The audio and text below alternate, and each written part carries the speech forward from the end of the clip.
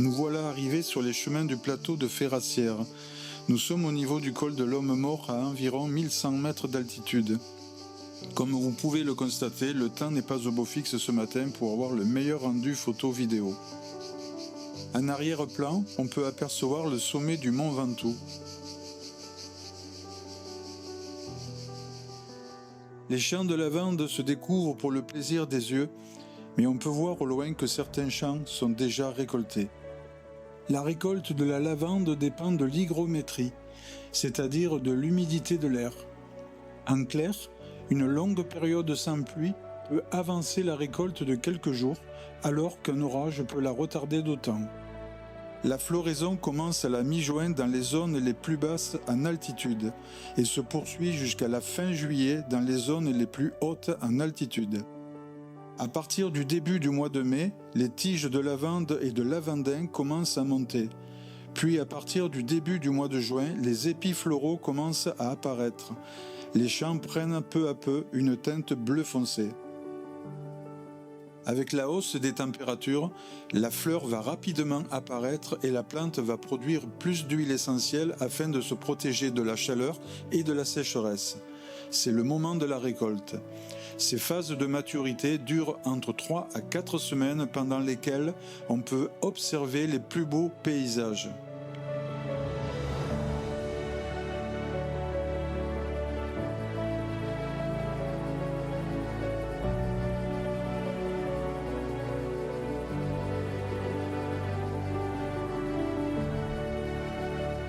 Sur ce plan, on peut voir que la récolte a été faite, ce qui permet de voir l'étendue des plaines à récolter.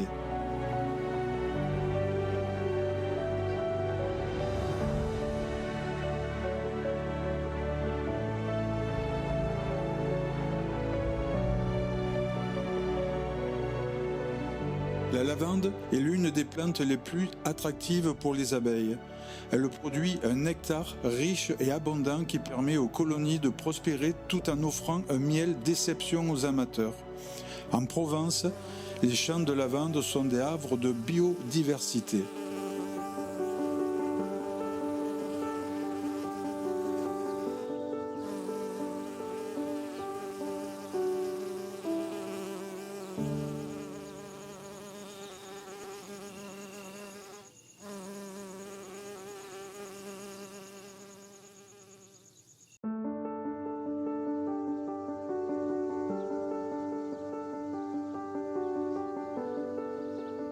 Les boris, ce sont des cabanes en pierre sèche typiques de la Provence, particulièrement présentes dans le Vaucluse.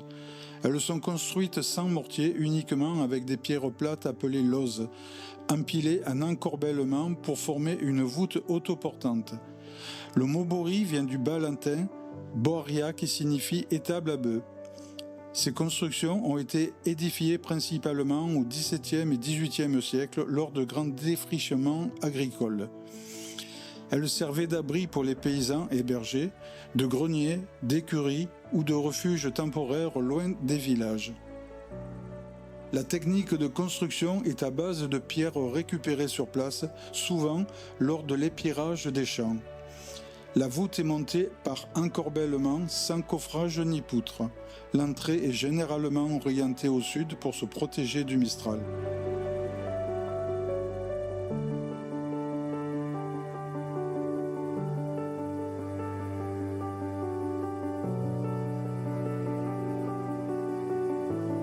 La vue aérienne démontre que cette technique d'encorbellement qui utilise les pierres sèches environnantes.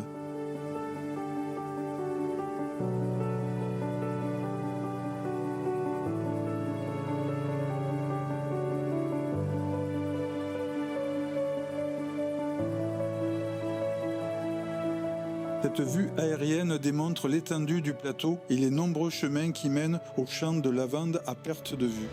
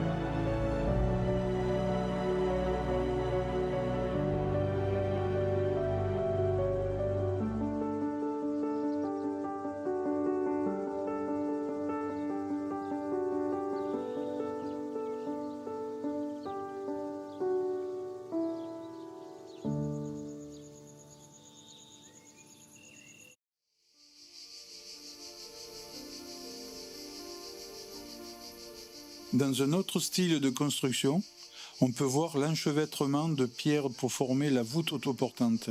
Dans cette borie, la voûte a cédé sans doute par le poids des pierres plates.